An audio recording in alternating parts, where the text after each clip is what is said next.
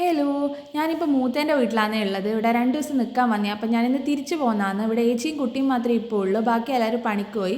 ചെറുങ്ങനെ മഴ പാറുന്നതുകൊണ്ട് ഞാൻ റെയിൻകോട്ട് ഇട്ടിട്ടുണ്ട്. അതിലെല്ലാം വെയിലുണ്ടായിരുന്നു. കൃത്യം ഞാൻ ഇറങ്ങാൻ പോകുമ്പോഴത്തേക്ക് മഴ പാറി. അപ്പോൾ ഇവിടെ ഇവരെ വീട്ടിൻ്റെ ഫ്രണ്ടിൽ തന്നെ മേൽപ്പാലത്തിൻ്റെ പണിയൊക്കെ നടക്കുന്നുണ്ട്. അച്ഛൻ ഇന്ന് മലക്ക് പോകുന്നതാണ്, അതുകൊണ്ടാണ് ഞാനിന്ന് വന്നത്. അപ്പം ഞാൻ വീടൊക്കെ എത്തി. അച്ഛൻ ഫുഡെല്ലാം കഴിച്ചിട്ട് ഒരു 3 മണിയാകുമ്പോഴത്തേക്ക് അമ്പലത്തിലേക്ക് പോയി. ഞാനും അമ്മയും കുറച്ച് കഴിഞ്ഞിട്ടാണ് അമ്പലത്തിൽ പോകുന്നത്. ഒരു 4:30-5 മണിയാകുമ്പോഴത്തേക്ക് ഞങ്ങളും അമ്പലത്തിൽ പോയി. അത്രയും സമയം പെയ്യാത്ത മഴ ഞങ്ങളെ ഭാഗ്യക്കൂടുതലുണ്ട്. കറക്റ്റ് ഞങ്ങൾ ഇറങ്ങുന്ന സമയത്ത് തന്നെ മഴ പെയ്ത്. അപ്പോൾ അതും പറഞ്ഞുകൊണ്ടാണ് ഞാൻ പോകുന്നത്.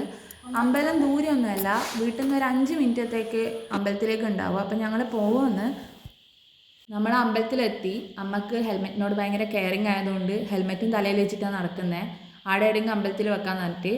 അപ്പോൾ നമ്മൾ പോകുമ്പം കെട്ടി നടക്കുന്നുണ്ടായിരുന്നു. കുറച്ച് ആൾക്കാരെ ഉണ്ടായിരുന്നുള്ളൂ, അതുകൊണ്ട് വേഗം കഴിഞ്ഞിന്. അപ്പോൾ അച്ഛൻ്റെ നെയ്ത്തേങ്ങ നരക്കുന്നതാണ് അമ്മ വ്രതം എടുത്തതുകൊണ്ട് നെയ്ത്തേങ്ങ നരക്കുന്നുണ്ട്. ഞങ്ങൾ വ്രതം എടുത്തിട്ടില്ല, ഞാനും അനിയനും വ്രതം എടുത്തിട്ടില്ല, അതുകൊണ്ട് ഞങ്ങൾ നിറച്ചിട്ടില്ല. പിന്നെ അച്ഛൻ്റെ സഞ്ചിയിലേക്ക് അരി ഇടാൻ നിൽക്കലാന്ന്.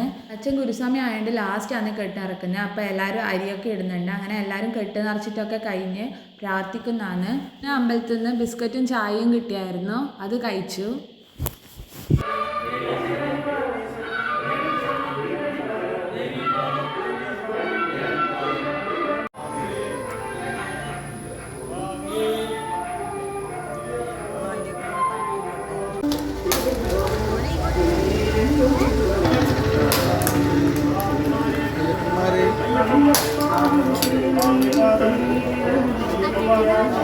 അവരെല്ലാം വണ്ടി കയറി. പിന്നെ ഞാനും അമ്മ അച്ഛനോട് താറ്റെല്ലാം പറഞ്ഞിട്ട് നേരെ വീട്ടിൽ പോയി. അപ്പം അത്രയേ ഉള്ളൂ. ബായ്.